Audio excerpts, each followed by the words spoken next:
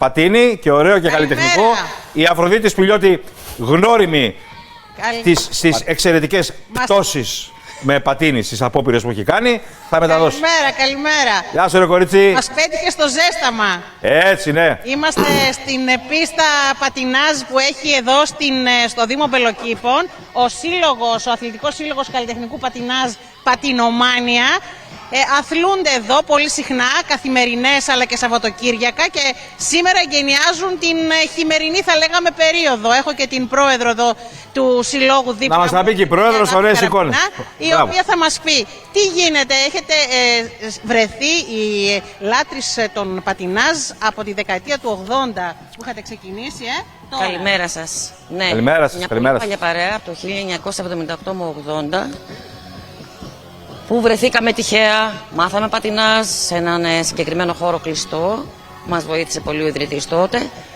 Χάθηκαμε για ένα διάστημα και ξαναβρεθήκαμε όλοι εμείς μαζί και ιδρύσαμε αυτό το σύλλογο εδώ και ένα χρόνο που λέγεται Πατινομάνια και παρένθεση Πατινέρ του 80 για να ξέρουν ποιοι είμαστε.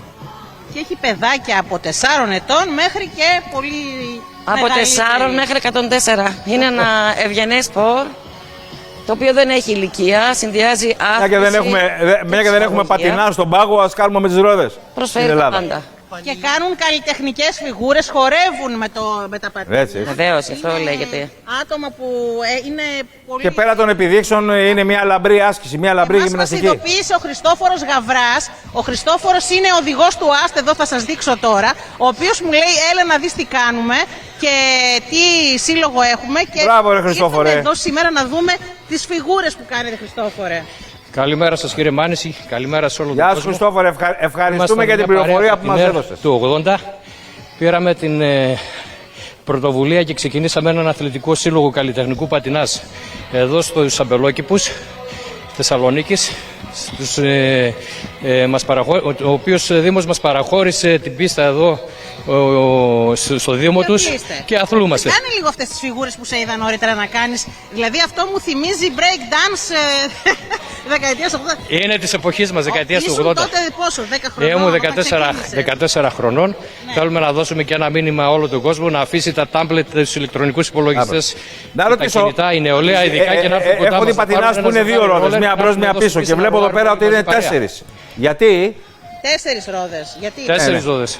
Είναι τα roller skate, όχι τα roller play. Αλλά τους δεχόμαστε όλους εδώ στην πίστα. Όσοι θέλουν μπορούν να έρθουν. Νίκο, αυτή η ιδέα τους ξύπνησε πολύ το 2020 με την καραντίνα και τον σύλλογο τον κάναν πριν από 1 χρόνο. Μπράβο, είδες τα θετικά της καραντίνας. Όλο και περισσότερο. Βρεθήκαμε μεταξύ μας. Τουλάχιστον 50 μέλη πλέον. Να δούμε λίγο αυτό που κάνεις όμως, Κοίταξε τώρα.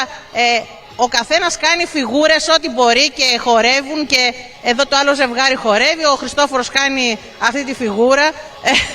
Είναι πολύ ωραία. Κάποιοι μου λέγανε μάλιστα ότι ενώ είχαν πολλά κιλά παραπανίσια με το πατινάζ. Τι λες τώρα, γυμναστική είναι. Έχασε κιλά. Η Μιλένα πόσα κιλά έχασες εσύ? 30. 30 Παναγία μου. Άκου 30. Στο μπράβο ρε κορίτσι. Σε 2,5 χρόνια από το πατινάζ. Από το πατινάζ και μόνο. Κατάλαβες Νίκο, γι' αυτά είμαστε.